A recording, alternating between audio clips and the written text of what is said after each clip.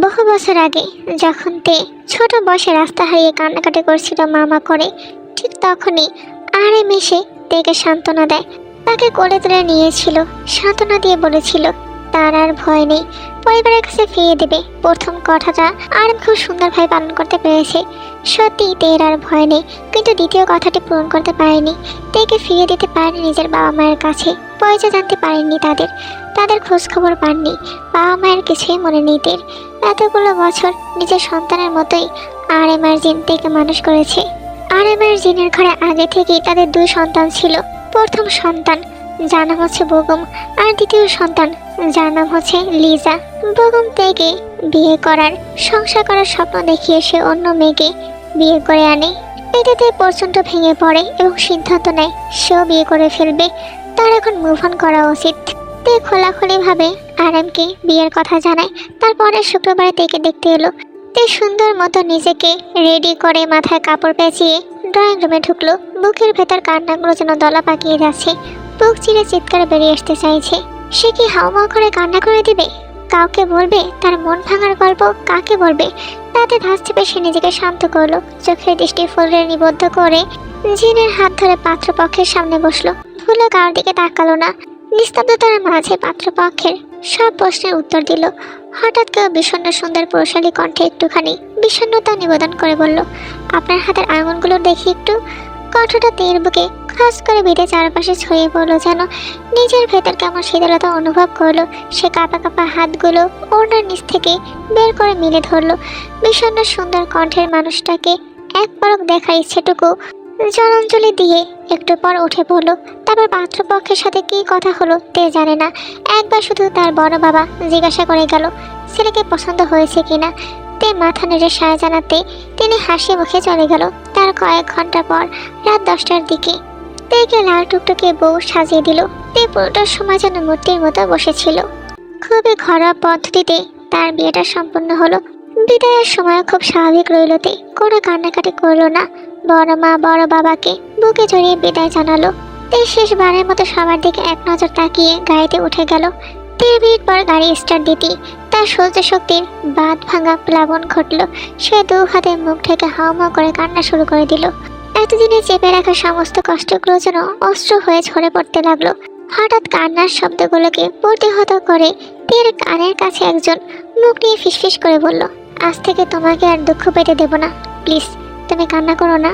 তের কোনো ভাবান্তর হলো না। পরক্ষণে কান্নার বেগ বাড়তে একটা বলিষ্ঠ হাত তার মুখ চেপে রাখা হাতটাতে নরম স্পর্শ করে ধরতেই তে এক ছটকায় নিজের হাত ছাড়িয়ে নিল। দ্রুত সরে গিয়ে জানলা ঘেঁষে বসলো।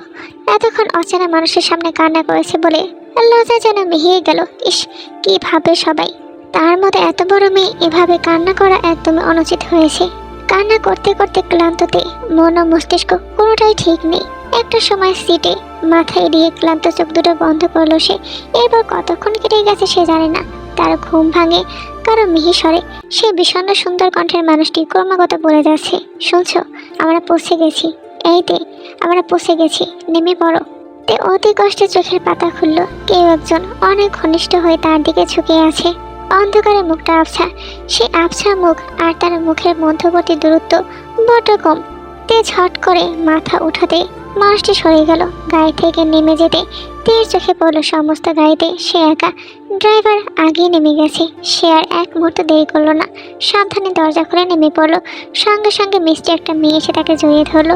এই মেয়েটাকে তে আরও একবার দেখেছে।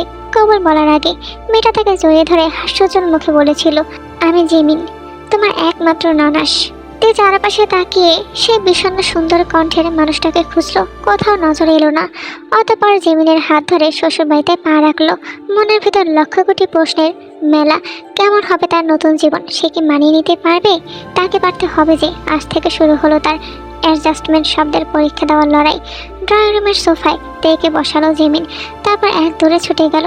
কয়েক সেকেন্ড পরই তের চোখের সামনে একটা স্বচ্ছ গ্লাসে পানি বাড়িয়ে দিয়ে বললো, নতুন ভাবেই পানিটুকু খাও। তে কৃতজ্ঞতার চোখে জিমিনের দিকে তাকালো। চোখে মুখে হাসি উপসে পড়া মেয়েটাকে তার চট করে মনে ধরে গেল। সে গ্লাসটা হাতে নিয়ে নিঃশব্দে পানিটুকু খেয়ে ফেললো।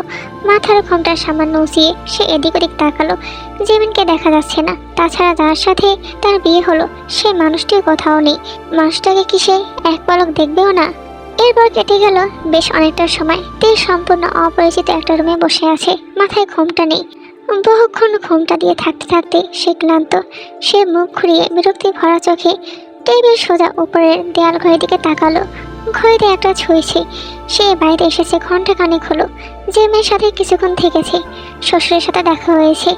যে মেয়ে নিজে থেকে বলেছে জাঙ্কুক আর সে 2 ভাই বোন, আর কোনো ভাই বোন নেই। মায়ের চেহারা তার মনে নেই। সে যখন খুব ছোট ছিল তখন মা মারা গেছে, তার বাবা আর দ্বিতীয় বিয়ে করেননি। তাই সম্পূর্ণ রুমে একবার নজর বোলালো। বিয়ে উপলক্ষে ডেকোরেশন করা হয়নি, পরিষ্কার পরিচ্ছন্ন ঝকঝক একটা রুম। সাদা আর নীলের সংমিশ্রণে তৈরি একটা রঙের দেয়াল রাঙানো। প্রয়োজনীয় বাদে রুমে আসবাবপত্র তেমন নেই, এমনকি একটা ছবিও নেই। জাঙ্কুক নামক ছেলেটা কি ছবি তোলা পছন্দ করে না? তে বিছানার দিকে তাকালো। বিছানায় 2টো বালিশ আর একটা কোল বালিশ। বিছানায় হাত বোলাতে তার চোখে অশ্রুর বন্যা বয়ে গেল। সে আজ অন্য কারো বউ, অন্য কারো রুমে, অন্য কারো বিছানায়, অন্য কারো শরীরের সাথে শরীর লাগিয়ে বাকি জীবনটুকু কাটাতে হবে। সে ফের ফুপিয়ে ফুপিয়ে কান্না করলো। কিছুক্ষণ পর হালকা একটা শাড়ি বের করে ওয়াশরুমে ঢুকলো। ফ্রেশ হয়ে চোখে মুখে পানি ছিটিয়ে ওয়াশরুম থেকে বের হলো। জাঙ্কুক নামের ছেলেটার কোনো খবর নেই, এখনও রুমে আসেনি। সে ভেবেছিল মানুষটাকে একটা সালাম করবে, নিজের ভাঙা মনের দায়ভার কেন ওই মানুষটাকে দিবে। কিন্তু সে তো আসছে না। তে আর দেরি করলো না। ড্রেসিং টেবিলের পাশে রাখা নিজের লাগেজটা খুলে মেডিসিন বের করলো। আজ রাতে তার ঘুম আসবে না, ঘুমের ওষুধ একমাত্র অবলম্বন, বাকিটুকু সকালে দেখা যাবে। তে একটা কোলবালিশ নিয়ে গুটিসুটি হয়ে ঘুমিয়ে পড়লো। বেশ কিছু সময় পর তে অনুভব করে তার মুখের সামনে মশা গুনগুন করছে। মশাটা এখনো জ্বালাচ্ছে। তে কপাল কুঁচকে চোখ খুললো। সে শুয়ে আছে বাম কাত হয়ে। তার চোখের 3-4 ইঞ্চির সামনে একটা ঘুমন্ত পুরুষের প্রতিচ্ছবি। সম্পূর্ণ অপরিচিত সুদর্শন একটা ছেলে। তে ঘুম ঘুম চোখে হাত বাড়িয়ে এই ভয়ঙ্কর সুন্দর মানুষটার চুলে স্পর্শ করলো। হুট করে তার চোখ বড় বড় হয়ে গেল। দ্রুত হাত সরিয়ে উঠতে গেলে বুঝতে পারলো একটা বলিষ্ঠ হাত তার শাড়ি ভেদ করে খোলা পেট জড়িয়ে রেখেছে। অপরিচিত স্পর্শ পেটি তার শরীর শিউরে উঠল। সে ঝট করে মাথা ঘুরিয়ে ঘুমন্ত লোকটার দিকে এক নজর তাকালো। কোলবাস ভেদ করে ছেলেটার একটা হাত তার পেটের উপর। নিচের দিকে ভালো মতো পরখ করে স্বস্তির নিঃশ্বাস ফেলে। সব ঠিকঠাক আছে। অতি সাবধানে হাতটা সরিয়ে কোলবাসের উপর রাখলো। তে উঠে বসে মাথার খোলা চুলগুলো হাত খোপা করলো। বিছানার নিচে পা রেখে উঠতে নিতে শাড়ির লম্বা আঁচলে টান পড়লো। ভয়ে বুকের ভেতর কেঁপে উঠলো তার। মানুষটার শাড়ির আঁচল টেনে ধরলো কেন? রাতে ঘুমিয়ে পড়েছিল বলে তার শাস্তি এখন দিবে? বাজেভাবে ছুঁয়ে দিবে তাকে এখন? তে নিজের কান্না লুকিয়ে ক্ষীণ স্বরে বলল, শাড়ির আঁচলটা ছাড়ুন প্লিজ। পিছন থেকে কোনো উত্তর আসলো না। হয়তো ছেড়ে দিয়েছে ভেবে উঠতে নিতে আবার টান পড়লো। অবশেষে আস্তাকে অন্য একজনের হাতে ধরা দিতে হবে। 2 ফোঁটা চোখের জল গড়িয়ে গালে পড়তে তে জলদি মুছে নিল। শুকনো ঠোক গেলে পেছনে ঘুরে তাকাতেই বোকা বনে গেল। না, কেউ তার শাড়ির আঁচল টেনে ধরেনি। ছেলেটা এখনো গভীর ঘুমে। শাড়ির লম্বা আঁচলের অনেকখানি অংশ মানুষটার পিঠের নিচে। নিজের কাজে নিজে লজ্জা পেলতে ঘুরে সাবধানে একটু একটু করে শাড়ির আঁচল টানা শুরু করলো। কিন্তু বিশেষ সুবিধা করতে পারলো না। 2 ইঞ্চির মতো বের হয়ে আর বের হচ্ছে না। ইতিমধ্যে লোকটা নড়াচড়া করে কিছুটা এগিয়ে এসে সম্পূর্ণ শাড়ির আঁচলে শুয়ে পড়লো যেন। এতক্ষণে তের কপালে চিন্তার ভাঁজ ফুটে উঠল। কি করবে এখন? জোরে সরে টান দিলেই তো লোকটার ঘুম ভেঙে যাবে। তখন কি একটা বিব্রতকর পরিস্থিতিতে পড়তে হবে। তাহলে উপায়? তে ডান হাতটা ছেলেটার চোখের খুব কাছে নিয়ে কয়েকবার পরীক্ষা করলো। না, গভীর ঘুমে। অগত্যা সে দ্বিতীয়বার চিন্তা না করে পিন ছাড়া শাড়িটা একটানে খুলে ফেললো। রাগান্বিত সবটা ক্ষীণ করে বলল, বেটা বদের হাড্ডি, তুই এখন খালি শাড়ি, বুক, পেট, পিঠ সহ সব জায়গা নিচে ফেলে ঘুমা। তারপর অতি সন্ধিপনে পা ফেলে জানলার পর্দা টেনে দিল। তারপর কিছুটা সময় নিয়ে লাগেজের তলদেশ থেকে হালকা গোলাপি রঙের শাড়িটা বের করলো। টাওয়ারটা কাঁধে ছুড়িয়ে ওয়াশরুমের দরজায় খুলে একবার রাখতেই ঘুম ঝরানো অস্পষ্ট কণ্ঠ কানে এলো, আই লাইক ইট। তের পা থেমে গেল। মনে হলো পায়ের তলা দিয়ে শিকড় গজিয়ে তার পা আটকে ধরেছে। তাতে দাঁত চেপে নিজের রাগটাকে নিয়ন্ত্রণে আনার চেষ্টা করছে। তে এত বেয়াদব একটা লোকের সাথে তার জীবন জুড়ে গেল। এতক্ষণ জেগে থেকেও ঘুমের ভান ধরেছিল। ছি! পেছন থেকে আবার বিস্মিত কণ্ঠ কানে আসলো, হাউ স্ট্রেঞ্জ, তুমি আমার সামনে বিয়ের প্রথম সকালেই সব খুলে টুলে রুমে হাঁটাহাঁটি করছো। জাঙ্কুকের নির্বিকার কণ্ঠেতে চোখ বন্ধ করলো। তার হাত পা কাঁপছে রাগে। এ কোন বদমাইশের পাল্লায় পড়লো সে? মুখ হাঁ করে ফুসফুস করে কয়েকবার শ্বাস নিল সে। ভয় পেলে চলবে না। ভয় পেলে লোকটা বাদরের মতো তরতর করে খাড়ে উঠে যাবে। তারপর মাথায় উঠে চুল ছিঁড়বে, এসব হতে দেওয়া যাবে না, নিজেকে দুর্বল প্রকাশ করা যাবে না। সে মুখ বাঁকিয়ে বলল, ইচ্ছে হয়েছে তাই খালি গায়ে হাসছি। আপনার গায়ের উপর দিয়ে তো হাসছি না, আপনার জ্বলে কেন? আমি কখন বললাম আমার জ্বলছে? খালি গায়ে হাঁটতে ইচ্ছে করছে, হাঁটো, রুমের বাইরে বের হলো না। কিন্তু তুমি দেখছি ভারী ডেঞ্জারাস মেয়ে, মুখ দেখে বোঝা যায় না। হ্যাঁ আমি ডেঞ্জারাস, আপনার কল্পনার চেয়ে বেশি ডেঞ্জারাস। দূরে থাকবেন আমার থেকে। দূরে তো রয়েছি, কিন্তু আমার মনে হচ্ছে তুমি আমায় দূরে থাকতে দিতে চাইছো না, কাছে চাইছো, রাইট? তীর মুখ বিস্ময় হা হয়ে গেল, ঘাড় বাঁকিয়ে মুখটা জাঙ্কুকের দিকে ঘুরিয়ে বলল, কি? জাঙ্কুক বিছানায় হাঁটু ভাঁজ করে বসে আছে, চোখ মুখ স্নিগ্ধতায় ভরা, যেন ঘুম থেকে নয় সদ্য গোসল করে বের হয়েছে। তীর দৃষ্টি শকুনের মতো ধারালো হতে জাঙ্কুক গম্ভীর কণ্ঠে বলল, আমাকে দেখানোর জন্য সব খুলে টুলে হাঁটাহাঁটি করছে তো, তা ওভাবে বাঁকা তারা হয়ে দাঁড়িয়ে আছো কেন? দেখাতে চাইলে সোজা হয়ে দাঁড়াও, ভালো মতো দেখতে পাচ্ছি না। মানে মুখটা দেখতে পাচ্ছি না। তে গায়ে কোনো রকম কাপড় পেঁচিয়ে অগ্নি দৃষ্টিতে জাঙ্কুকের দিকে তাকালো, হন হন করে কয়েকটা পা এগিয়ে গিয়ে ড্রেসিং টেবিলে রাখা জিনিসগুলো ধূপ করে নিচে ফেলে দিল। জাঙ্কুকের থেকে কিছুটা দূরে দাঁড়িয়ে সাপের মতো ফুসফুস করতে লাগলো। জাঙ্কুক তীক্ষ্ণ দৃষ্টিতে তের দিকে তাকিয়ে রইল কিছুক্ষণ, তারপর চোখ সরিয়ে কঠিন গলায় বলল, জিনিসপত্র ফেলা শেষ, এবার ফ্রেশ হয়ে এসে নিজের সব কিছু গুছিয়ে রাখবে, যাও। আর হ্যাঁ, তাড়াতাড়ি বের হবে, তোমার পর কিন্তু আমি ঢুকবো। তে এক চুলও নড়ল না, যেভাবে ছিল সেভাবে দাঁড়িয়ে রইল। জাঙ্কুক এবার কপালের খাত গভীর করে বলল, আমাকে অতিশয় সহজ সরল মনে করে থাকলে তুমি চরম ভুল করেছো তে। আমি এত ভালো মানুষ না। আর 4 সেকেন্ড এভাবে আমার সামনে দাঁড়িয়ে থাকলে তোমার পানি ছাড়া কামড়ে টুপ করে গিলে ফেলবো। জাঙ্কুকের কণ্ঠে কিছু একটা ছিল যেটার বদলতে তীর বুকের ভিতর ধক করে উঠল। বড় বড় চোখে জাঙ্কুকের মুখপানে তাকালো, কিন্তু নড়ল না। 4 সেকেন্ড শেষ, এইটুকু বলে জাঙ্কুক এক লাফে বিছানা থেকে নেমে তের কাছাকাছি আসতেই সে 2 হাত সামনে বাড়িয়ে চিৎকার করে বলল, না। তারপর এক দৌড়ে ওয়াশরুমে ঢুকে দরজা বন্ধ করে দিল তে। সে চলে যেতেই জাঙ্কুকের ঠোঁটের কোণে ক্ষীণ হাসির রেখা ফুটে উঠল। কিছুক্ষণ ওয়াশরুমের দিকে তাকিয়ে থেকে আবার বিছানার দিকে তাকালো। তে শাড়িটা এলোমেলোভাবে ছড়িয়ে ছিটিয়ে আছে। সে এগিয়ে গিয়ে সামান্য ঝুঁকে শাড়িটা মুঠো ভরে নাকে মুখে চেপে ধরলো, চোখ বন্ধ করে ঘ্রাণ শুকলো। তার বিশ্বাসই হচ্ছে না এত দ্রুত সব ঘটে যাবে। রোজ স্বপ্নে দেখা মেয়েটা তার বউ, জাঙ্কুকের বউ, তার এত কাছে। শাড়িটা বুকের উপর নিয়ে আজ শোয়া হয়ে খাটে হেলান দিল জাঙ্কুক। বালিশের পাশ থেকে নিজের ফোনটা বের করে গ্যালারিতে ঢুকলো। গতকাল রাতে সে তের ঘুমন্ত অবস্থার বেশ কিছু ছবি তুলেছে, সেগুলো একটার পর একটা দেখা শুরু করলো। জুম করে তের হাতের ছবিটা খুঁটিয়ে খুঁটিয়ে দেখলো। তে ডান হাতের তালুতে কুচকুচে কালো একটা তিল, একই হাতে আঙুলের ডগায় আরও একটা তিল। সর্বপ্রথম মানুষ না দেখে এই তিল দুটোর প্রেমে পড়েছিল সে। তেকে সে গতকাল থেকে চিনে না। তে নামক মায়ের জালে সে আটকেছে বহুদিন আগে।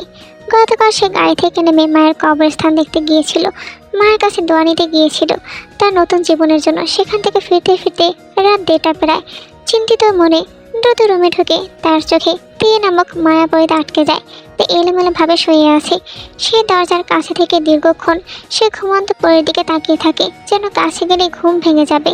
পরে ঘোর কাটতে দরজা বন্ধ করে এগিয়ে যায়। সাবধানে বিছানায় বসে কাছে থেকে তের দিকে চেয়ে থাকে। তার যেন চেয়ে থাকা রোগ হয়েছে। একটা সময় সে ক্ষীণ স্বরে থেকে কয়েকবার ডাকে। তে রেসপন্স না পেয়ে আস্তে করে উঠে ফ্রেশ হতে চলে যায়। ড্রেস চেঞ্জ করে চোখে মুখে পানি দিয়ে জাঙ্কুক ওয়াশরুম থেকে বের হয়। এগিয়ে গিয়ে শীতল হাতটা ভয়ার্ত মনে তের কপাল স্পর্শ করে। ঠান্ডা স্পর্শ পেয়ে তে হালকা নড়ে ওঠে, কিন্তু জেগে যায় না। তার হাতটা হালকাভাবে তে সারা মুখে স্পর্শ করিয়ে সরিয়ে নেয়। তে এত ঘুমে দেখে জাঙ্কুকের চিন্তা হয়। এদিক ওদিক তাকাতে হঠাৎ সেন্টার টেবিলে রাখা 5 গ্লাস পানি আর মেডিসিনের উপর চোখ আটকে যায়। দ্রুত এগিয়ে গিয়ে মেডিসিনের পাতা হাতে নেয়। কর্নার থেকে একটা ট্যাবলেট মিসিং বলে সে স্বস্তির নিঃশ্বাস ফেলে তের দিকে তাকায়। সারাদিনের ক্লান্ত শরীরটা বিছানায় মেলে দেয় জাঙ্কুক। ডান কাত হয়ে এক দৃষ্টিতে তের মুখপানে তাকিয়ে থাকে। একসময় সাহস করে নিজের হাতটা এগিয়ে তের তিলময় ডান হাতটা টেনে আনে। তার সবচেয়ে বড় দুর্বলতা তের হাতের এই মায়াগাড়া তিলগুলো। সে তো কল্পনায় তাকে তিলবতী বলে ডাকে। জাঙ্কুকের মুখে প্রশান্তির হাসি। সে তের জুম করা হাতের ছবিটাকে নিজের অধর ছোঁয়ায়। গতকাল রাতে সে তের এই হাতের তিল দুটোকে 1000 খানেক চুমু খেয়েছে। জাঙ্কুক শুয়ে শুয়ে এগুলোই ভাবছিল। মিনিট 20 পার হলো, কিন্তু তে এখনো ওয়াশরুম থেকে বের হচ্ছে না। ভিতরে সে ছটফট করা শুরু করলো। চোখ দুটো ঘুরে ফিরে ওয়াশরুমের দরজার দিকে গিয়ে বাড়ি খাচ্ছে। এতক্ষণ লাগে শাওয়ার করতে। 20 মিনিট যেন তার কাছে অনন্তকাল মনে হলো। আর অপেক্ষা করলো না, উঠে গিয়ে ওয়াশরুমে দরজা টোকা দেওয়া শুরু করলো। কাট কাট গলায় বলে উঠলো, তে রোদ উঠে গেছে, 8-9টা বাজে প্রায়, তাড়াতাড়ি বের হও, আমি ফ্রেশ হব। ভিতর থেকে কোনো উত্তর এলো না। জাঙ্কুক আবার রুমের মধ্যে কিছুক্ষণ পায়চারি করলো। দ্বিতীয়বারের মতো দরজায় প্রচণ্ড বেগে করাঘাত করতেই তে দরজা খুলে বেরিয়ে আসলো। হলেও জাঙ্কুকের দিকে তাকালো না, আর চোখে জাঙ্কুক তেকে দেখে যাচ্ছে। এই ভোরবেলা তেকে ভেজা চুল আর শাড়িতে দেখে বুকের ভেতর হার্ট লাফানো শুরু করলো। শহরের চিন্তা ভুলে সে এলোমেলোভাবে পা ফেলে বিছানা ধাপ করে বসে পড়লো। তে রুমের সাথে লাগানো বেলকনিতে দাঁড়িয়ে চুল মুছছে। তার শাড়ির আঁচল ভোরের বাতাসে উঠছে। কাজের এপাশ থেকে তাকে কেমন পুতুল পরীর মতো লাগছে। সে পুতুল শুধু দেখা যায়, ছোঁয়া যায় না। জাঙ্কুক বড় করে ঢোক গিলল। এই মেয়ে শাড়ি পরলে তার মাথা নষ্ট হয়ে যাবে। সে চোখ সরাতে পারবে না। না, শাড়ি পরতে দেওয়া যাবে না। জাঙ্কুক বড় একটা নিঃশ্বাস ফেললো। উঠে বেলকনির দিকে এগিয়ে কাঠিন্য গলায় বলে উঠল, তে শাড়িটা চেঞ্জ করে আসো, আজকে পর থেকে শাড়ি পরবে না আর। তে চুল মোছা বাদ দিয়ে অদ্ভুত দৃষ্টিতে জাঙ্কুকের দিকে তাকালো। কেন জানতে পারি? আমার পছন্দ নয় বলে আজ থেকে তুমি শাড়ি পরবে না। এখন আপনার পছন্দ অনুযায়ী চলতে হবে। নিজের পছন্দ অপছন্দ বলতে কিছু নেই। অফকোর্স তোমার অপছন্দ পছন্দ সবই আছে। শাড়িতে তোমার ফাটা বাঁশের মতো লাগে, সেজন্য বারণ করলাম। কি বেশি লাগছে দেখতে, তাই শাড়ি বাদে যে কোনো জিনিস পরবে, প্রয়োজনে খালি গায়ে থাকবে। তে উত্তর দিল না, মুখ ঘুরিয়ে বাইরে তাকালো। জাঙ্কুক সরে আসলো। আলমারি থেকে ড্রেস বের করে সে ওয়াশরুমে চলে গেল। আবার বের হয়ে ওকে ঝুঁকে দিয়ে তেকে কয়েকবার দেখলো। তেকে রুমে ঢুকতে দেখে দ্রুত ওয়াশরুমে ঢুকে সিটকে আটকে দিল। তে রান্নাঘরে ঢুকে অপরিচিত একজন মহিলাকে আবিষ্কার করলো। মহিলাটি হাত নেড়ে কোমরে কাপড় গুজে রান্না করছে। তেকে দেখি তার চওড়া মুখে হাসি ফুটলো। হাসি মুখে বলল, আমি জিসু, এই বাড়িতে কাম করি, বহুত বছর হইল। বিনিময়তে মাথা নেড়ে হাসলো। আস্তে করে বলল, খালা যেমন কি ঘুম থেকে উঠেছে? না, উঠে পড়বো, আজকে ক্লাস নাই তো, সেজন্য এতক্ষণ ঘুমায়। তে আর কথা বাড়ায় না, জিসুকে কাজে টুকটাক সাহায্য করে, নিজ হাতে চা বানায়। সেই ফাঁকে কে কখন কি খায় সব জেনে নেয়। 10 পর সে প্লেটে নাস্তা আর 1 কাপ চা হাতে শ্বশুর মশাইয়ের ঘরের দিকে রওনা দেয়। তে শ্বশুর, সে একজন অক্ষম মানুষ। সে দিন রাত শুয়ে বসেই কাটায়। কিছুক্ষণ পর জেমিন আসে ডাইনিং টেবিলে। ভাবি, আজ আমাদের ডিপার্টমেন্টের অফ ডে। সবাই মিলে ঠিক করেছে কাছাকাছি কোথাও ঘুরতে যাবে।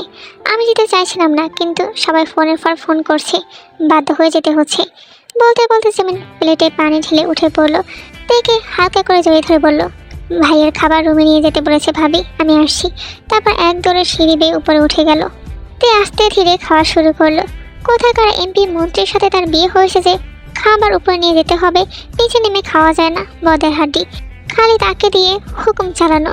এইদিকে জিসু খালাকে দিয়ে জাঙ্কুকের খাবার রুমে পাঠিয়ে দিল। তারপর ডাইনিং গুছিয়ে সোফায় বসে পড়লো। সকালবেলা নিচে নেমে সে গতকালের মানুষগুলোর একজনকেও দেখেনি। অনেকক্ষণ পর তে জাঙ্কুকের রুমে ঢুকলো। রুমটা এখন তারও। বিক্ষিপ্ত মন নিয়ে কয়েক পা এগোতেই জাঙ্কুক চোখের পলকে এগিয়ে এসে তার 2 কাঁধ খামচে ধরলো। বিনিময়েতে ভয়ার্ত চোখে জাঙ্কুকের দিকে তাকালো। রক্তলাল চোখে জাঙ্কুক তার দিকে তাকিয়ে আছে, যেন চোখের আগুনে ঝলসে ফেলবে তাকে। ক্ষণে ক্ষণে তার কপালের রক দুটো ফুলে ফুলে উঠছে। সেই সাথে কাজ চেপে রাখা হাত দুটো কর্মে শক্ত হয়ে আসছে, যেন মাংস ভেদ করে ভেতরে ঢুকে যাবে। তে শিরদাঁড়া দিয়ে শীতল রক্তস্রোত বয়ে গেল। সে ভয়ার্ত চোখে বলে উঠল, কি হয়েছে, এমন করছেন কেন? জাঙ্কুক দাঁতে দাঁত চেপে অস্পষ্ট স্বরে বলে উঠল, এতক্ষণ কোথায় ছিলে? সেই সকাল 8:13 রুম থেকে বের হয়েছ, এখন 10:47 বাজে। নিচে ছিলাম, খালাকে রান্না সাহায্য করেছিলাম। তোমাকে জিসু খালার জন্য বিয়ে করে এনেছি যে তাকে সাহায্য করবে, তাহলে আমাকে বিয়ে কেন করলে? ওই খালাকে বিয়ে করতে? তে প্রথমবার অদ্ভুত দৃষ্টিতে জাঙ্কুকের দিকে তাকালো। জাঙ্কুক এখনও তীক্ষ্ণ চোখে তাকিয়ে আছে তার দিকে। তাকে এত কাছে অনুভব করতে কেমন অস্বস্তি শুরু হলো তে। সে জাঙ্কুকের হাত দুটো ছাড়ার চেষ্টা করলো, কিন্তু ব্যর্থ হলো। বিড়বিড় করে বলল, আপনাকে ডিভোর্স দিয়ে খালাকে বিয়ে করব। তারপর স্পষ্ট সুর টেনে বলল, কাজ ছাড়ুন, ব্যথা পাচ্ছি। জাঙ্কুক প্রতি উত্তরে আরও জোরে চেপে ধরলো। তার আর তের মাঝে সামান্যটুকু দূরত্ব ছিল। জাঙ্কুক সেই দূরত্বটুকু ঘুচিয়ে ফেললো। মাথা নিচু করে বলল, তে তোমাকে 3 কবুল বলে বিয়ে করেছি আমি। তুমি হচ্ছ আমার, ওই খালার নয়। আমি তোমাকে বিয়ে করেছি সারাক্ষণ আমার চোখের সামনে থাকার জন্য, সেটাই করবে। আমি যতক্ষণ বাসা থাকবো ততক্ষণ চেয়ার পেতে আমার চোখের সামনে সারাক্ষণ বসে থাকবে, মনে থাকবে? তের গলা শুকিয়ে আসছে। তার চোখে মুখে উত্তপ্ত নিঃশ্বাস ফেলা। বিষণ্ণ সুন্দর কণ্ঠের মানুষটি কি তাকে ভালোবেসে ফেলেছে এত তাড়াতাড়ি? এক রাতে কি করে সম্ভব? ভালো না বাসলে তাকে চোখে হারাচ্ছে কেন? সে দ্বিতীয়বারের মতো জাঙ্কুকের হাতে স্পর্শ করে কাজ ছাড়িয়ে নেওয়ার চেষ্টা করলো। তার হাতের স্পর্শে জাঙ্কুক কেমন কেঁপে উঠল এবং সঙ্গে সঙ্গে কাজ ছেড়ে দিল। তে দ্রুততার সহিত দুবার পিছিয়ে যেতে আবারও বাধা পড়ল। জাঙ্কুক তাকে হ্যাঁচকা টানে বুকের উপর ফেললো। তে কিছু বুঝে ওঠার আগেই তাকে আষ্টে পিষ্টে নিজের সাথে জড়িয়ে নিল জাঙ্কুক। তে শিরায় শিরায় কাটা দিয়ে উঠল। বুকের ভেতর ঝড় বয়ে গেল। এই মানুষটার স্পর্শে কিছু একটা ছিল যা তাকে এলোমেলো করে দিল।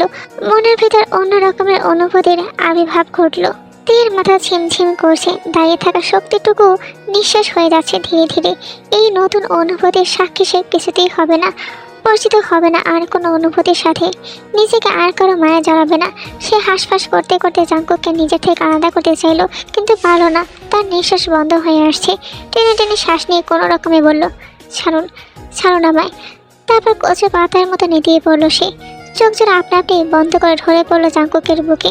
তেকে নিজের বুকের মাঝে স্থির দেখে জাঙ্কুকের হাত ঢিলে হয়ে আসলো। তাকে জড়িয়ে মুখটা সামনে এনে চোখ মুখ কুঁচকে গেল। সেই সাথে চিন্তার ভাস পড়ল কপালে। সে ডান হাতে তের গালে আলতো করে স্পর্শ করে কয়েকবার ডাকলো, এই তে, তে, কথা বলো। তে কোনো রেসপন্স করলো না। জাঙ্কুক দ্রুত তাকে করে তুলে বিছানা শুয়ে দিল। তের হাত পায়ে মাসাজ করতে লাগলো। বিস্মিত গলায় বারবার তেকে ডাকলো। তার চোখে মুখে বিস্ময় ভাব কাটছে না, বিশ্বাস হচ্ছে না। সামান্য জড়িয়ে ধরেছে বলে এত বড় একটা মেয়ে সেন্সলেস হয়ে গেল কিভাবে সম্ভব? টেবিল থেকে গ্লাসে পানি ঢেলে চিরাচরিত পন্থা অবলম্বন করলো। হাতে পানি নিয়ে তের মুখে ঝাপটা দিতে চাইলো, কিন্তু তার আগে তে আচমকা চোখ খুললো। বড় বড় চোখে বোঝার চেষ্টা করলো চারপাশে কি হচ্ছে। জাঙ্কুক শ্বাস টানলো। হাতের গ্লাসটা নিচে নামিয়ে রেখে তের পাশে বিছানায় বসে পড়লো। হাত বাড়িয়ে স্পর্শ করতেও ফিরে আসলো। মেয়েটা এখনো সহজ হয়নি। তাকে সময় দিতে হবে, সহজ করতে হবে, তার ভালোবাসা বোঝাতে হবে। জাঙ্কুক শ্বাস টেনে বলে উঠল, তে, এইটুকুতেই কেউ সেন্সলেস হয়? আমার মনে হয় তুমি অনেক দুর্বল। ডাক্তারের কাছে যাবে? এই দুর্বলভাবে না বোধক মাথা নেড়ে চোখ বন্ধ করলো। বড় বাবার কথা মনে পড়ছে খুব। সকালবেলা একবার কথা হয়েছে শুধু বড় বাবার সাথে। এখনো বেগম ভাইয়ের কোনো খোঁজখবর নেই, একবারও ফোন করেনি। সে খুব করে চায় বেগম ভাই যেন কোনোদিন তাকে ফোন না করে, কোনোদিন যেন তার মুখোমুখি না হয়। ভালো থাকুক সে তার নিজের মানুষদের নিয়ে। তে গম্ভীর মুখে বিছানায় বসে আছে। জাঙ্কুক অফিসে যাওয়ার জন্য রেডি হচ্ছে। বিয়ে উপলক্ষে 3 দিন। এই 3টা দিন তাদের মধ্যে তেমন কোনো কথা হয়নি, কিন্তু জাঙ্কুক তাকে 5 হাত দূরেও যেতে দেয়নি।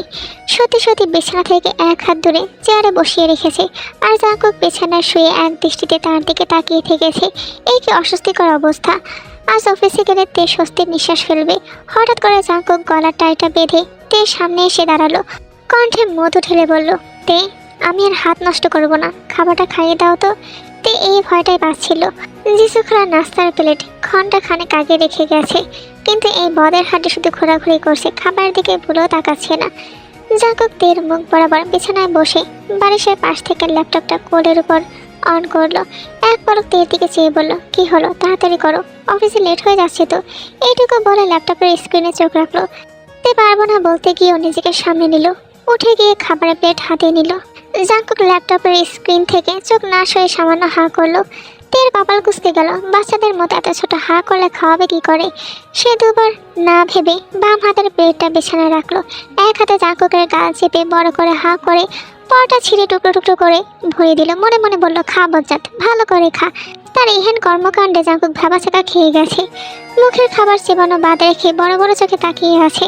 তে সেসব পাত্তা দিল না। দ্বিতীয়বার বড় সড়ো আর একটা টুকরো হাতে নিয়ে জাঙ্কুকের গা চেপে ধরতেই জাঙ্কুক তার হাত ধরে ফেললো। মুখের খাবারটুকু কোনো রকমে গিলে অবাক কণ্ঠে বলল, হোয়াটস রং উইথ ইউ তে? এমন বিহেভ করছে কেন? মানুষের মতো খাও, ছোট ছোট করে টুকরো করে ভালোবাসা মিশিয়ে খাওয়াতে হয়। বলে সে আর অপেক্ষা করলো না। তেকে বোঝানোর ভঙ্গি করে নিজে পরোটার একটা অংশ ছিল, তাতে একটু সবজি মিশিয়ে তের মুখের সামনে ধরলো। এবার অল্প করে হাঁ করো তো। তে মুখ এমনিতে বিস্ময়ে হাঁ হয়ে আছে। জাঙ্কুক খাবারের টুকরো এগিয়ে নিয়ে জোরপূর্বক মুখে দিতে সে কিঞ্চিত হাঁ করলো। জাঙ্কুক গম্ভীর কণ্ঠে বলল, বুঝতে পেরেছো? এখন সুশীলভাবে আমাকে খাইয়ে দাও। আর হ্যাঁ, কাল থেকে তোমার খালার সাথে খাওয়া লাগবে না। যখন আমি বাসায় থাকবো একসাথে খাবো আমরা। তে চুপচাপ জাঙ্কুকের মুখে খাবার তুলে দিল। ভার্সিটি যাবে কবে থেকে? জাঙ্কুকের মুখে এই প্রশ্ন শুনে তে চমকে উঠল। সে যে স্টুডেন্ট সেটা বেমালুম ভুলে গেছিল। তার পড়াশোনার পাঠ এখনো চোখে নেই। তাকে তো স্টাডি কমপ্লিট করতে হবে। একটা সময় পড়াশোনা করে তার কত স্বপ্ন ছিল। নিজের ক্যারিয়ার নিয়ে ভাবতে ভাবতে কত নির্ঘুম রাত কাটিয়ে দিয়েছে। কখনো কল্পনায় ডাক্তার সেজে রোগীর চিকিৎসা করত। অথচ সব এখন কেমন মুখ থুবড়ে পড়েছে। এখন কিছুই হতে ইচ্ছে করে না। নিজেকে সবসময় খোলসের মধ্যে রাখতে ইচ্ছে করে, লোকচক্ষুর আড়ালে থাকতে ইচ্ছে করে। জাঙ্কুক তেয়ের দিকে তাকিয়ে আবার বলল, কি হলো, ভার্সিটি যাবে কবে থেকে?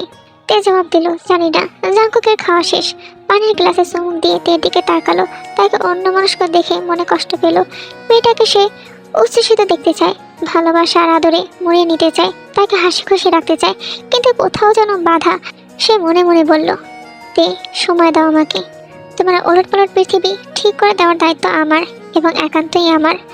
জাঙ্কুক দ্রুত উঠে পড়লো। ল্যাপটপ রেখে ড্রেসিং টেবিলের সামনে আরেকবার দাঁড়ালো। পরিপাটি চুলগুলোতে পুনরায় ব্রাশ করলো। হালকা করে পারফিউম স্প্রে করলো। ফাঁকে ফাঁকে আয়নায় ভেসে ওঠা তেল মুখপানে চেয়ে রইল। তার অফিস যেতে ইচ্ছে করছে না। মন চাইছে তেকে মুখোমুখি বসিয়ে সারা জীবন কাটিয়ে দিক। প্যান্টের পকেটে একটা কলম গুজে আয়নার সামনে থেকে সরে আসলো। শার্টের হাতা একটু টেনে টুনে তের সামনে দাঁড়িয়ে বলল, আমি আসছি তাহলে, সাবধানে থাকবে, রান্নাঘরে যাবে না, প্রয়োজনে বাবার সাথে গল্প করো। জেমিন বোধহয় ভার্সিটিতে চলে গেছে। তাড়াতাড়ি তুমিও মানসিকভাবে প্রিপেয়ার্ড হও, কাল অথবা পরশু থেকে ভার্সিটি যাবে। তে মাথা নেড়ে সম্মতি জানালো। জাঙ্কুক দরজার দিকে এগিয়ে গিয়ে আবার বলল, আমার নাম্বার তোমার ফোনে সেভ করে রেখেছি, কিছু বলার থাকলে মেসেজ করো। তে মাথা নেড়ে হ্যাঁ বলল। আমার আস্তে আস্তে সন্ধ্যা হবে হয়তো। জাঙ্কুক আর দাঁড়ালো না। দরজা ফিরিয়ে চলে যেতে তে বড় একটা নিঃশ্বাস নিল। অবশেষে রুমটাতে একটু একা থাকা যাবে। এরকম একটা সম্পূর্ণ অপরিচিত মানুষের সাথে থাকা এক রুমে কতটা যে ডিফিকাল্ট সেটা সে হাড়ে হাড়ে টের পাচ্ছে। এক লাফে উঠে সে ওয়াশরুমে ঢুকলো। বেসিংয়ে প্লেট রেখে হাত ধুয়ে বের হয়ে চমকে গেল। জাঙ্কুক রুমের মাঝামাঝি দাঁড়িয়ে আছে। জাঙ্কুক এদিক ওদিক তাকিয়ে ব্যস্ত হয়ে পড়লো। টেবিলের দিকে এগিয়ে গিয়ে কৈফিয়তে সরে বলল, গাড়ির চাবি খুঁজে পাচ্ছি না। টেবিলে ঘাটতে ব্যস্ত হয়ে পড়লো সে। এগিয়ে এসে নিজেও খোঁজা শুরু করলো। সে চাচ্ছে মানুষটা দ্রুত বাসার বাইরে যাক। 2-3 মিনিট খুঁজে চাবির হদিশ পাওয়া গেল না। তে অসহায় দৃষ্টিতে চেয়ে বলল, কোথায় রেখেছিলেন? পাচ্ছি না তো। জাঙ্কুক সোজা স্নান হয়ে হাসলো। মাথার চুলগুলোতে ঘন ঘন আঙুল চালিয়ে বলল, খুঁজতে হবে না, মনে পড়েছে, চাবি তো ড্রাইভার চাচার কাছে, আমি আসছি। বলে সে বড় বড় পা ফেলে রুম থেকে বের হয়ে গেল। তে স্বস্তির নিঃশ্বাস ফেললো। তে চুলগুলো ছাড়া দিয়ে বিছানায় বসতে নিতেই অমনি হুড়মুড় করে জাঙ্কুক রুমে ঢুকলো। তে চমকে গিয়ে জিজ্ঞাসা করলো, আবার কি হলো? জাঙ্কুক অগোছালোভাবে বলল, ল্যাপটপ রেখে গেছি। সে দ্রুত বিছানার কাছে এগিয়ে গিয়ে ল্যাপটপটা হাতে উঠিয়ে চলে গেল। তেল ভুরু কুচকে গেল। মনে ক্ষীণ সন্দেহের দানা। জাঙ্কুক নামক বদের হাঁটিটা কি ইচ্ছাকৃতভাবে বারবার রুমে আসছে? এটা ওটা নেওয়ার অজুহাতে। সে হাঁসফাঁস করলো, কি শয়তান, কি নিখুঁত অভিনেতা। সে শিওর আবার আসবে। তে এবার প্রস্তুতি নিয়ে রইল। আসলে কড়া কিছু বলবে এই জন্য সে শাড়ি আঁচল ঠিক করে রুমে পায়চারি শুরু করলো। দুবার বেলকনিতে গেল, কিন্তু মিনিট 5 অতিক্রান্ত হওয়ার পরও জাঙ্কুক রুমে আসলো না। তখন সে সত্যি সত্যি হাফ ছেড়ে বাঁচল। নিশ্চিত হলো সে চলে গেছে। নিশ্চিন্ত মনে বিছানার দিকে এগিয়ে গেল। বহুদিন হলো তার ভালো ঘুম হয় না। মেডিসিন না খেলে ঘুমেরা ধরা দেয় না। এখন চোখ দুটো কেমন যেন লেগে আসছে। একটু শান্তি মতো ঘুমাবে সে। জাঙ্কুক থাকাকালীন সারাক্ষণ মনের ভেতর কেমন কেমন করে। ঘুমের মধ্যে সতর্ক থাকতে হয় যেন কাপড় চোপড় এলোমেলো না হয়ে যায়। সবসময় মনে ভয় থাকে। আর সারাদিন তার কোনো ভয় নেই। বিছানার মাঝখানে কোলবাস দিয়ে কয়েক রাত ঘুমিয়েছে সে। তে মাছের কোলবাসটা লাথি দিয়ে ফেলে দিল। সম্পূর্ণ বিছানা হাত পা ছড়িয়ে শুয়ে পড়ল। একটু পর ভেড়ানো দরজার দিকে এক পলক চেয়ে বুকের আঁচলটা গুটিয়ে নিল। মাথার চুলগুলো বালিশে ছড়িয়ে দিয়ে চোখ বন্ধ করলো। কয়েক সেকেন্ড নীরবে কাটল নিস্তব্ধে। পর মুহূর্তে নিস্তব্ধতার সুর কেটে বুট পায়ে রুমে করা প্রবেশের আওয়াজ কানে আসলো। তের মস্তিষ্ক সজাগ হয়ে গেল। এক লাফে শোয়া থেকে উঠে পড়লো। দরজার দিকে তাকিয়ে জাঙ্কুকের ক্লান্ত মাখা অভাব দেখে বিছানা ছেড়ে নেমে দাঁড়িয়ে পড়ল। শাড়ি আঁচল ঠিক করে ভর্ত গলায় বলল, ফিরে আসলেন যে? জাঙ্কুকের বিধ্বস্ত চেহারা। এই কয়েক মিনিটে যেন ঝড় বয়ে গেছে তার উপর। চুলগুলো এলোমেলো, শার্টের ইন ঠিক নেই, টাই অবিন্যস্ত। চোখে মুখে কেমন বিষণ্ণতা লেগে আছে। তের বুকের ভেতর ভয় ঢুকে গেল। তাকে আরেক ধাপ অবাক করে জাঙ্কুক এলোমেলো পায়ে এগিয়ে এসে ধপ করে তার সামনে হাঁটু গেড়ে বসে পড়ল। তে মুখ হাত চেপে বিস্ফোরিত কণ্ঠে বলল, কি হয়েছে আপনার? তেমন করছেন কেন?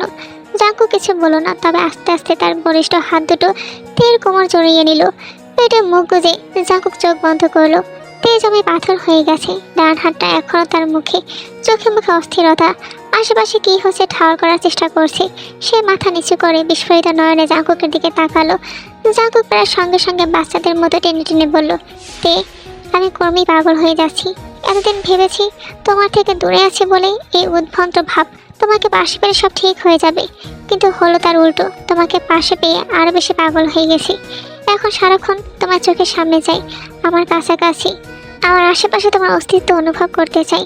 জাঙ্কুকের হাতের বাঁধন শক্ত হয়ে এলো আরও আরও গভীরভাবে নিজের মুখটা তের শাড়িতে আবৃত করে পেটে মুখ গুজে দিল। তের ছটফটানি শুরু হলো, শরীর ভেঙে আসছে, চোখ ফেটে জল গড়িয়ে পড়তে পড়তে সে কোনো রকমে বলল, আপনি পাগল হয়ে গেছেন, ছাড়ুন আমায়। তের কান্না মিশ্রিত কণ্ঠে জাঙ্কুক নিজের হুঁশে ফেরে সে এক লাফে উঠে দাঁড়ায়। তার চোখে মুখে লজ্জার আভা, যেন নিজের কাজে ভীষণ সে লজ্জিত। সে তোতলানো স্বরে বলল, ডোন্ট ক্রাই, আমি কেমন যেন হয়ে যাচ্ছি দিন দিন, তুমি প্লিজ কান্না করো না তে, আমি আসছি। কিছু একটা বিড়বিড় করতে করতে সে দৌড়ে রুম থেকে বেরিয়ে গেল। শুইতে ধূপধাপ পায়ের শব্দ হতে তের পা ভেঙে এলো। ফ্লোরে বসে বুক উজাড় করে সে কান্না শুরু করলো। এতদিন কল্পনার সংসার সাজালো একজনকে নিয়ে, অথচ পাশে পেল অন্যজনকে। জীবন এত বিচিত্র কেন? সে কি করে জাঙ্কুককে বলবে? তার সবকিছু মানিয়ে নিতে কষ্ট হচ্ছে। অফিস থেকে ফিরতে ফিরতে রাত হয়ে গেল জাঙ্কুকের। ড্রয়িং রুমে কাউকে চোখে পড়ল না। ক্লান্ত শরীরে সিঁড়ির দিকে বাবার রুমে চলে গেল। তার হাতে মেডিসিন, অন্য হাতে বই। তার বাবা দুদিন আগে বইয়ের কথা বলেছিল, সেটাই আজ ফিরতি পথে নিয়ে এসেছে। বাবাকে মেডিসিনের সব কিছু বুঝিয়ে সে জেমিনের রুমে গেল। জেমিন ফোনে কিছু একটা করছিল। জাঙ্কুককে দেখে তার মুখে হাসি ফুটে উঠল। ভাইয়া। জাঙ্কুক জেমিনের হাতে ছোট্ট একটা প্যাকেট ধরে দিয়ে বলল, রাতের খাবার খেয়েছিস তো? হ্যাঁ, ভাবিও খেয়েছে। তুমি আজকেও এত দেরিতে ফিরলে? 3 দিন পর অফিসে গেছি, অনেক কাজ পেন্ডিংয়ে ছিল। রাত জাগবে না কিন্তু, তাড়াতাড়ি ঘুমিয়ে পড়। জেমিন মাথা নাড়ল। জাঙ্কুক জেমিনের মাথায় হাত বুলিয়ে তার নিজের রুমের দিকে পা বাড়ালো। অন্ধকার রুমে ঢুকে জাঙ্কুক ক্ষীণ স্বরে ডাকলো, তে, এই তে। কোনো পড়তে উত্তর আসলো না। দেয়াল হাতের সুইচে চাপ দিতেই স্নিগ্ধ আলায় ভরে গেল সম্পূর্ণ রুম। পিছন করে তাকাতে জাঙ্কুকের চোখ আটকে গেল বিছানায়। তে তেরা বাঁকা হয়ে শুয়ে আছে, মাথার নিচে বালিশ নেই। শাড়ি লম্বা আঁচল এলোমেলো হয়ে বিছানায় ছড়িয়ে আছে। জাঙ্কুক মন্ত্রমুগ্ধের মতো এগিয়ে গেল। কাছে যেতে তের ফর্সা পেটের কিঞ্চিত অংশ নজরে এলো। বাম পায়ের অনাবৃত অংশে চোখ পড়তে আরও একটা তেল আবিষ্কার করলো। কিছুক্ষণ এক দৃষ্টিতে চেয়ে থেকে শুকনো ঢোক গিলল। তারপর ঝড়ের গতিতে বাসার পাশ থেকে কম্বল নিয়ে তের পা থেকে মাথা পর্যন্ত ঢেকে দিল। জাঙ্কুকের ঠোঁটের কোণে হাসি উপচে পড়ছে। সে যে 3 দিন পাগল হয়ে যাচ্ছে তা বেশ বুঝতে পারছে। জাঙ্কুক বড় করে একটা হাই তুলল। বিছানা দেখে তার প্রচণ্ড রকমের ঘুম পাচ্ছে, কিন্তু সারাদিনের ঘরমাক্ত শরীর নিয়ে ঘুমানো কি উচিত হবে? আবার তের পাশে ঘুমিয়ে পড়ার লোকটাও সামলাতে পারছে না। নিতান্তই অনিচ্ছা সে কাপড় চোপড় নিয়ে ওয়াশরুমে ঢুকলো। ওয়াশরুম থেকে বের হতে হতে দেখলো তে উঠে গেছে। খাটে হেলান দিয়ে মূর্তির মতো বসে আছে তে। মাথা চুলগুলো ইতিমধ্যে হাত দিয়ে খোপা করে নিয়েছে। সে এগিয়ে যেতে চোখ তুলে তাকালো তে। সে চোখের দিকে চোখ পড়তে জাঙ্কুকের ভুরু কুঁচকে গেল। তের চোখ দুটো লাল হয়ে আছে, কেমন খোলাটে মনে হচ্ছে। চোখ মুখ ফোলা ফোলা। সে কি তার অনুপস্থিতিতে কান্না করেছে? কেন করেছে? জাঙ্কুক বিছানায় বসবে কি বসবে না তা মনস্থির করতে পারছে না। সকালের ঘটনাটা নিয়ে সে কিঞ্চিত লজ্জিত। সে তের পাশে বসলো না, তবে কাছাকাছি দাঁড়িয়ে বলল, তে, আরে ওকে? তে মাথা নেড়ে সায় জানালো। জাঙ্কুক হুট করে তার মাথাটা তের দিকে এগিয়ে দিয়ে বলল, শাওয়ারের সময় পরে গিয়ে বেসিনের উপর মাথা ঢুকে গেছে হালকা, দেখো তো জখম হয়েছে কিনা। তে চিন্তিত মুখে জাঙ্কুকের দিকে তাকালো। জাঙ্কুকের শরীর থেকে মাতাল করা একটা সুগন্ধ বের হচ্ছে। চুল থেকে ঘ্রাণটা সরাসরি নাক দিয়ে ঢুকে ভেতরটাকে ওলটপালট করে দিচ্ছে। সে কিছুক্ষণ হাঁ করে চেয়ে রইল। কি হলো? মাথার পেছন দিয়ে দেখো তো। জাঙ্কুকের তোড়জোড়ে তে মোলায়েম কণ্ঠে বলল, দেখছি, আপনি হাত সরান। জাঙ্কুক হাতটা সরিয়ে নিতে তে মনোযোগ দিয়ে চুলের ফাঁকে ফাঁকে আঙুল চালিয়ে ব্যথার জায়গাটা খুঁজলো। কানের কাছাকাছি হাত নিয়ে জাঙ্কুক মৃদু স্বরে অস্পষ্ট শব্দ করলো। তের চোখ মুখ চিন্তা শক্ত হয়ে গেল। আপনার তো অনেকখানি লেগেছে, ফুলে উঠেছে জায়গাটা। আপনি তো দেখি মস্ত বড় গাধা। এত বড় মানুষ গোসল করার সময় কিভাবে করে? একটু অমনোযোগী ছিলাম আর কি। তা মন কোথায় ছিল? জাঙ্কুকের ঠোঁটের কোণে হাসি সর্বত্র ছড়িয়ে পড়ল। সে একটা কথা বলতে নিতেও সে বলল না। হাসতে হাসতে বেলকনির দিকে পা বাড়ালো। তাই তৎক্ষণাৎ চেঁচিয়ে উঠল, দাঁড়ান, আবার ওইদিকে কোথায় যান? এখানে বসুন, মাথায় কিছু একটা লাগাতে হবে। তাই বিছানা ছেড়ে উঠে পড়লো। ড্রেসিং টেবিলের প্রতিটি ড্রয়ার খুলতে শুরু করলো। গতকাল ড্রয়ারে এক গাদা মেডিসিন রেখেছিল। তৃতীয় ডয়ার থেকে সে মলম বের করলো। সোজা হয়ে তাকিয়ে দেখে জাঙ্কুক এখনো ঠায় দাঁড়িয়ে আছে। সে হুকুমের স্বরে বলল, আপনার কি শিকড় গজিয়ে গেছে? দেবদারুর মতো ওখানে দাঁড়িয়ে না থেকে বিছানায় বসুন। বৃক্ষের মতো দাঁড়িয়ে থাকলে তো আমি আপনার মাথা হাতের নাগালে পাবো না। বসুন। জাঙ্কুক আরাম করে বসে পড়লো। তে এগিয়ে এসে তার দিকে ঝুঁকে দাঁড়ালো। জাঙ্কুকের মাথায় সুন্দর করে মলমটা লাগিয়ে দিল। পরের দিন সকাল 8টা বাজতে 20 মিনিট বাকি। ভার্সিটি শুরু হতে বেশি সময় নেই। জেমিনার থেকে ভার্সিটি নামিয়ে দিয়ে জাঙ্কুককে আবার অফিসে ফিরতে হবে। কিছুক্ষণের মধ্যে গাড়ি এসে ভার্সিটির গেটে থামলো। জেমিন এক পলক দুজনের দিকে তাকিয়ে ব্যাগ নিয়ে বলল, ভাবি তুমি ধীরে সুস্থে আসো, আমি যাই। ফ্রেন্ডরা অপেক্ষা করছে, আর আমার ক্লাস শেষ হলে তোমার সাথে দেখা করব। তোমার সাইকোলজি ডিপার্টমেন্ট আমি চিনি। তে কিছু বলার আগে জেমিন চলে গেল। তে এক পলক জাঙ্কুকের দিকে চেয়ে দ্রুত উঠতে নিতেই হিজাবের খোলা অংশ জানলার সাথে আটকে গেল। সে শাড়ি পরে ভার্সিটি আসেনি, কুর্তি আর হিজাব পরেছে। চরম বিরক্তি নিয়ে সে ওড়না টেনে বের করলো। মাথার পিনগুলো ঢিলে ঢিলে মনে হচ্ছে। কোনো রকমের পিন খুলতে গাঁততে গাঁততে বলল, নামছে একটু পর। জাঙ্কুক মিররে দেখে দেখতে দেখতে বলল, সাইকোলজি নিয়ে পড়ে কী লাভ যদি মানুষের মনে না পড়তে পারো। তের হাত থেমে গেল। সে বড় বড় চোখে একবার জাঙ্কুকের দিকে তাকালো। এই পাশ থেকে জাঙ্কুকের মুখের একটা অংশ দেখা যাচ্ছে। তাকে ছবির মতো সুন্দর লাগছে। সে দ্রুত চোখ সরিয়ে হেজাব ঠিক করলো। ব্যাগটা হাতে নিয়ে গাড়ি থেকে নেমে পড়লো। জাঙ্কুকে কিছু বলে যাওয়া উচিত। উচিত কাজগুলোই তার কাছে পাহাড় সম কেন মনে হচ্ছে। জাঙ্কুক গাড়ি থেকে নামেনি, নামবে না বোধ হয়। তে এগিয়ে এসে তোতলানো স্বরে বলল, আমি তাহলে আসি। জাঙ্কুক জানার কাজ খুললো না, কোনো প্রত্যুত্তর করলো না। চুপচাপ গাড়ি স্টার্ট দিয়ে চলে গেল। সে চলে যেতে তের বুকের ভিতর ক্ষতের মতো ব্যথা অনুভব করলো। মানুষটা কি কোনো কারণে তার উপর রাগ করেছে? তের প্রচণ্ড রকম মন খারাপ হয়ে গেল। মানুষটা তার উপর কোনোভাবে রেগে থাকুক তা সে মেনে নিতে পারছে না। জাঙ্কুকের চলে যাওয়ার রাস্তার দিকে সে বহুক্ষণ চেয়ে রইল। কেন জানি মন বলছে জাঙ্কুক আবার আসবে, কিন্তু জাঙ্কুক আসলো না। তবে তের ঘোর কাটলো একটা মেয়ে ডাকে, তার বান্ধবী। টোকা মেরে বলে উঠলো, টানা 1 সপ্তাহ কোথায় ডুব মেরেছিলি? অনলাইনে আসিস না, সব দিয়ে টিপ। ফোন নাম্বারে কল করলে বন্ধ বলে, কোথায় ছিলি রে? তুই ঠিক আছিস তো? তে হেসে মেয়েটাকে আশ্বস্ত করলো, আরে ভাই আমি ঠিক আছি, আগে ক্লাসে যাই তারপর সব বলবো। তে সব কিছু বললো। বিয়ে কথাটা চেপে গেল। কাউকে জানাতে ইচ্ছে করছে না। তার বিয়েটা তো আনন্দের বিয়ে নয়। তে ক্লাস শেষ হওয়া মাত্রই সে বাইরে বেরিয়ে আসলো। বান্ধবী গাড়ি নিয়ে একটু আগে চলে গেছে। এরই মাঝে হঠাৎ একটা পরিচিত কণ্ঠ তার কানে ভেসে এলো, গাড়িতে উঠো। এই কণ্ঠ তের চেনা। সে মাথা ঘুরিয়ে দেখলো জাঙ্কুক গাড়িতে বসে আছে। নিমিষে তার মন ভালো হয়ে গেল। জাঙ্কুকের মুখে নিলিপ্ত ভাব তের ভিতরটা পুড়িয়ে দিল। তার মুখের উৎফুল্লতা উধাও হয়ে গেল। জাঙ্কুক এক পলক হেলাফেলা করে তার দিকে চেয়ে বলল, পড়ছো না কেন?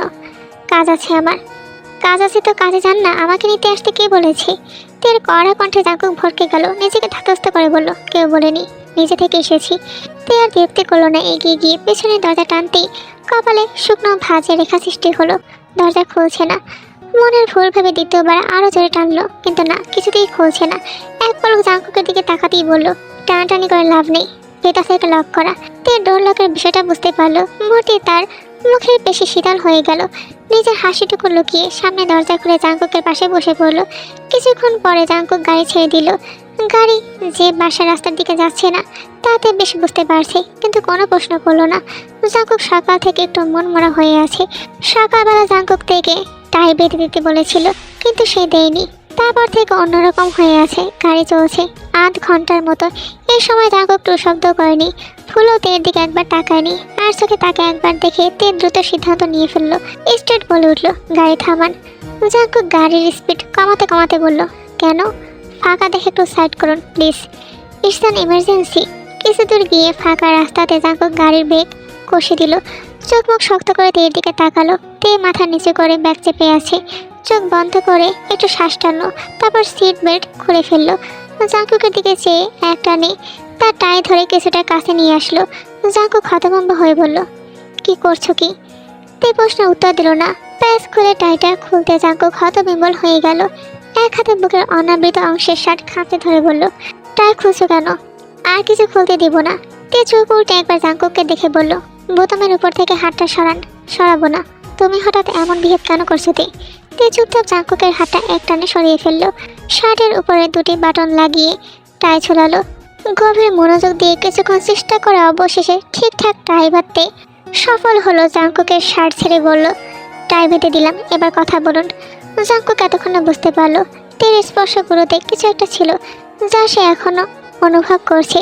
তের মুখের উত্তিক্ত বাতাস এখনো চোখে মুখে আসছে পড়ছে, যেন সে কোনো রকমে মাথা নেড়ে হ্যাঁ জানালো। বেলা পড়ে গেছে, সূর্যের সে উত্তাপ আর নেই। গাছগাছালির ঘন পাতার ফোকর দিয়ে ছিটে ফোটা আলো এসে পড়ছে। তে আর জাঙ্কুক গাড়িতে বসে আছে। গাড়িটা একটা নদীর কোল ছুঁয়ে দাঁড়িয়ে। ঠিক নদী নয়, বিল, ছোটোখাটো অনেকগুলো বিল কিছু দূর গিয়ে নদীর সাথে মিলিত হয়েছে। কয়েক সেকেন্ডের মধ্যে তের মন প্রচণ্ড রকমের ভালো হয়ে গেল। সে জাঙ্কুকের দিকে তাকিয়ে বলল, নামবেন না? জাঙ্কুক মাথা নেড়ে বলল, হ্যাঁ নামো। জাঙ্কুক সিট বেল্ট খুলে তের কোলের ব্যাগটা পেছনের সিটে রাখলো। তে মুস্কি হেসে নিজের সিট বেল্ট খুলে দরজার হাতালে হাতে রাখতেই জাঙ্কুক তার ডান হাত টেনে ধরলো। তে বিস্মিত চোখে তাকালো। তার বিস্ময় ভাব কাটার আগে জাঙ্কুক তাকে এক টানে বুকে জড়িয়ে নিল। চোখ বন্ধ করে বলল, এভাবে থাকো কিছুক্ষণ, নড়চড় করবে না। তে চোখ বড় বড় করে স্ট্যাচুর মতো ওভাবেই রইল। তার হার্টবিট বেড়ে গেছে, পালস রেট অনেক হাই। মস্তিষ্কে কড়া নেড়ে বুঝতে পারলো তার ভালো লাগছে। জাঙ্কুকের এই স্পর্শে মন পুলকে ভরে উঠছে। মানুষটাকে বড্ড আপন মনে হচ্ছে, অথচ মাত্র এক সপ্তাহ হলো মানুষটাকে সে চেনে। তের ভাবনার মাঝে জাঙ্কুক বলে উঠল, তে, তোমার বড় বাবার সাথে আমার পরিচয় কিছুদিন না, বহু আগে থেকেই। বছর 3 আগে বাবার অ্যাক্সিডেন্টের পর আমি কোম্পানিতে জয়েন করি। নতুন বলে তেমন বুঝতাম না। আমার অপরিপক্কতার রেশ ধরে আমাদের কোম্পানির বিরুদ্ধে মিথ্যা অভিযোগ আনে বাবার পুরনো শত্রু। সেই ক্রিটিক্যাল সময়টাতে তোমার বড় বাবা উকিল হিসেবে অনেক সাহায্য করেছে, সেই থেকে ওনাকে চিনি। এবার মাঝে আর যোগাযোগ ছিল না, একেবারে বিয়ের সময় আবার নতুন করে যোগাযোগ হলো। চলো এক কাজ করি, আজ দুজন তোমার বড় বাবার বাসা থেকে ঘুরে আসি। কিছু বলল না, সে মাথা নেড়ে সায় জানালো। পুরোনো বাড়ি, সেই একতলা বিল্ডিংয়ের সামনে দাঁড়ালো তাদের গাড়িটা। এই বাড়িটায় বহু বছর আগে বড় বাবার হাত ধরিতে এসেছিল, আজ দ্বিতীয়বারের মতো অন্য একজনের সাথে আসলো। বৃষ্টি শুরু হয়ে গেছে অনেক আগে, ঝড়হীন বাতাসে নীরব বৃষ্টি। ছাতা মাথায় দিয়ে তুমি আগে যাও, আমি আসছি, না হলে ভিজে যাবে, সাবধানে যেও কিন্তু। তে দরজা খুলে নেমে গেল। মেন গেট থেকে একটুখানি এগিয়ে গেলেই বাড়ি। পিছিয়ে রাস্তা, গভীর কাদা, পা যদি শহর ডুবে যেতে চাইছে। তে ভয়ে ভয়ে পা টিপে টিপে সামনে এগোচ্ছে। তারপরও শেষ রক্ষা হলো না। পেছনে পা ফসকে ধরম করে পড়ে গেল। ব্যথা মৃদু চিৎকার করলো। তাকে পড়ে যেতে দেখে জাঙ্কুক এক ছুটে গাড়ি থেকে বের হয়ে আসলো। তের মাথার উপর ছাতা নেই, ছাতাটা ছিটকে দূরে উল্টে পড়ে আছে। তের শরীর কাদায় মাখামাখি, ইতিমধ্যে ভিজে জুবুথুবু হয়ে গেছে। জাঙ্কুক দ্রুত বসে তার হাত টেনে ধরলো। ব্যথাতুর কণ্ঠে বলল, কোথায় লেগেছে দেখি? হাত ধরে একটু ওঠার চেষ্টা করো তো, এভাবে কেউ পড়ে যায়? তে এক হাতে জাঙ্কুকের শার্ট খামচে ধরলো, আর এক হাতে জাঙ্কুকের হাতে রেখে ওঠার চেষ্টা করলো, কিন্তু বাম পা নাড়াতে পারছে না। সে কাঁদতে কাঁদতে বলল, জাঙ্কুক, আমার পা মনে হয় ভেঙে গেছে, আমি নড়তে পারছি না। তের মুখে প্রথমবারের মতো জাঙ্কুক নামটা শুনে থমকে গেল সে। তার হাত পা ঠান্ডা হয়ে আসছে, বুকের ভেতর শীতল একটা ঝড় বয়ে গেল। এক দৃষ্টিতে ভেজা চোখে তাকিয়ে রইল তের মুখ পানে। পরক্ষণে তের কান্নার শব্দে তার ঘোর কাটে। তের মুখের জাঙ্কুক ডাক তাকে অনেক অধিকার দিয়ে দিল। সে দুবার চিন্তা না করার সাবধানে দেখে করে তুলে নিল। সঙ্গে সঙ্গে তের কান্না থেমে গেল। দ্বিতীয়বার পড়ে যাওয়ার ভয়ে সে চরম বিস্ময়ে জাঙ্কুকের গলা জড়িয়ে ধরল। নিজেকে ছাড়ানোর চেষ্টা করে বলল, আপনি পাগল হয়ে গেছেন? বাড়িতে বড় বাবা, বড় মা আর কত মানুষ আছে, এদের সামনে আপনি আমাকে এইভাবে? সবাই কী ভাববে? নামান বলছি, নিচে নামান, এক্ষুনি নামান। তের কোনো কথাই জাঙ্কুকের কানে ঠুকলো না। সে চেয়ে আছে তের ভেজা মুখের দিকে। বৃষ্টির ফোঁটা সে মুখে পড়ে ছড়িয়ে ছিটিয়ে পড়েছে মুক্ত দানার মতো। তার গলা শুকিয়ে আসছে, ইচ্ছে করছে তের মুখের সব পানি চুষে নিতে, তবে তার গলা ভিজবে। সে শুকনো ঢোক গিলে ধীর পায়ে এগিয়ে গেল। দরজার কলিং বেলে বাজতেই জিন দরজাটা খুলে দিল। জাঙ্কুকের কোলে তেকে দেখে খুশিতে মন নেচে উঠল। পর মুহূর্তে খেয়াল হলো তে জাঙ্কুকের কোলে কেন, দুজনের গায়ে কাদায় মাখামাখি। জিন চিন্তিত কণ্ঠে বলে উঠল, বাবা জাঙ্কুক, তের কি হয়েছে? তোমাদের এই অবস্থা কেন? এই তে, কি হয়েছে রে? জাঙ্কুক অশান্তে সুরে বলে উঠল, চিন্তা করবেন না, তে কাদায় পড়ে গেছে।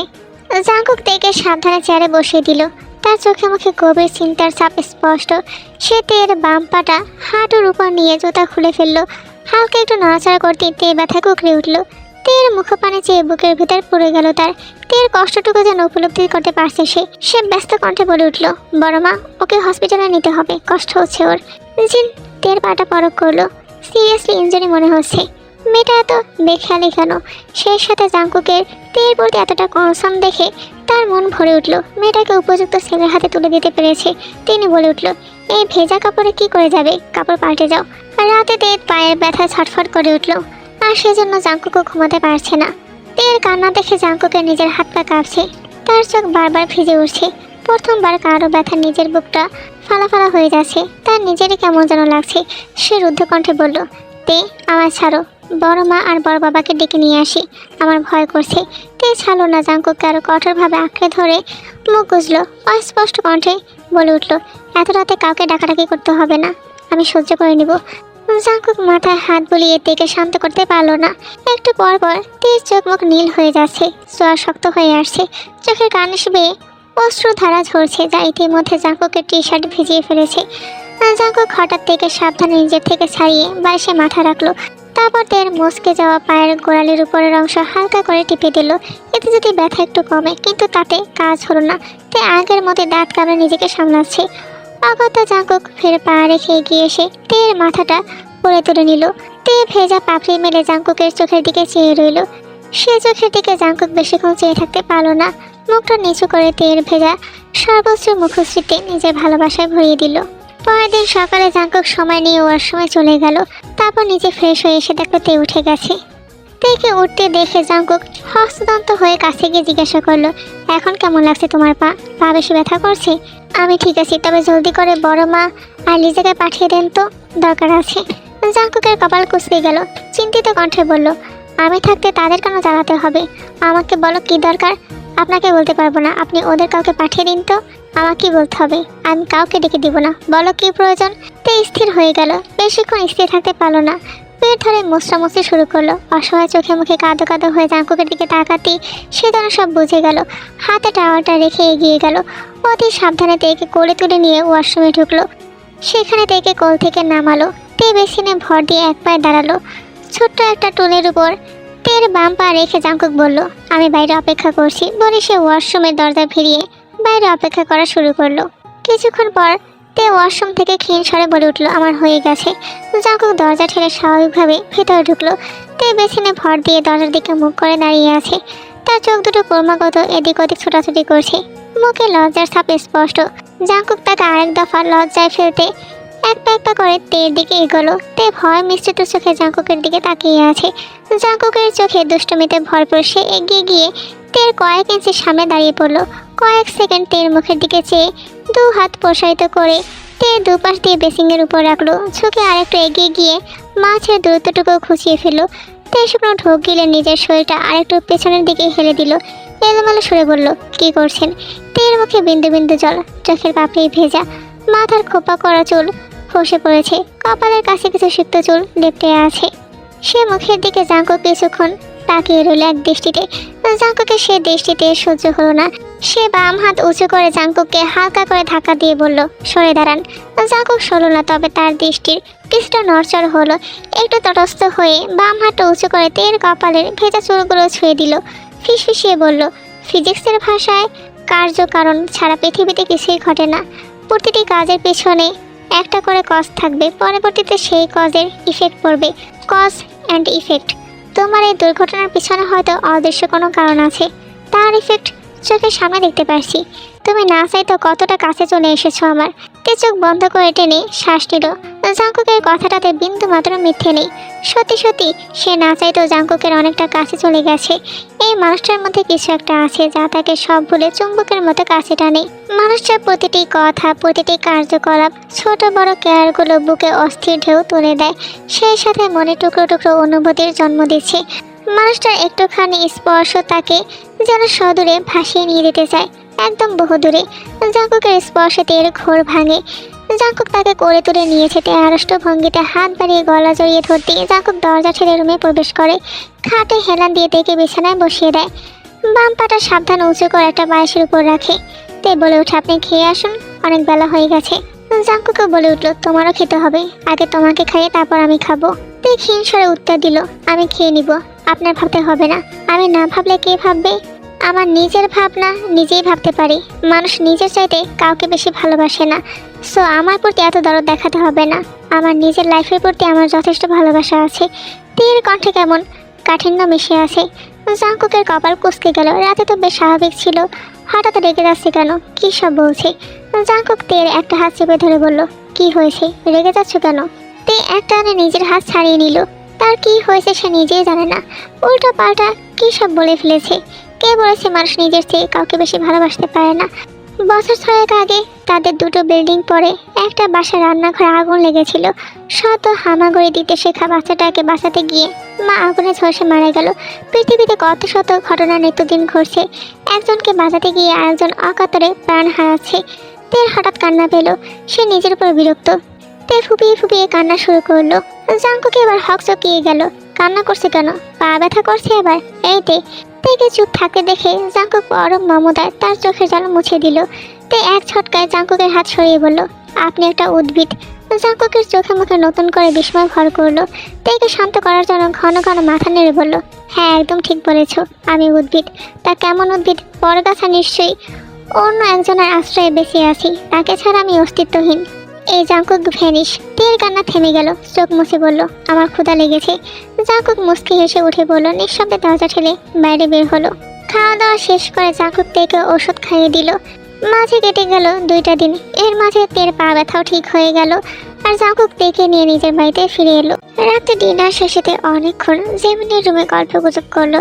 রাত বাড়তেই সে নিজের রুমে পা বাড়ালো। দরজা আধ খোলা ছিল। তে ভিতরে উকি দিয়ে দেখলো জাঙ্কুক অল্প একটু জায়গা নিয়ে শুয়ে আছে। সে ফোঁস করে শ্বাস নিয়ে ভেতরে ঢুকে দরজাটা আটকে লাইট নিভিয়ে দিয়ে জাঙ্কুকের আবার পাশে শুয়ে পড়ল। তের উপস্থিতি টের পেতেই জাঙ্কুক তেকে কাছে টেনে নিল। তে নিচে, জাঙ্কুক তের উপরে। হঠাৎ এমন কাণ্ডে তের চোখ বড় বড় হয়ে গেল। তার শির ধারা বয়ে শীতল স্রোত বয়ে গেল। তে কিছু বুঝে ওঠার আগে জাঙ্কুক তার অধৈর্যগল নিজের দখলে নিয়ে নিল। প্রথমে জাঙ্কুকের স্পর্শে সে আনকমফোর্টেবল হলো।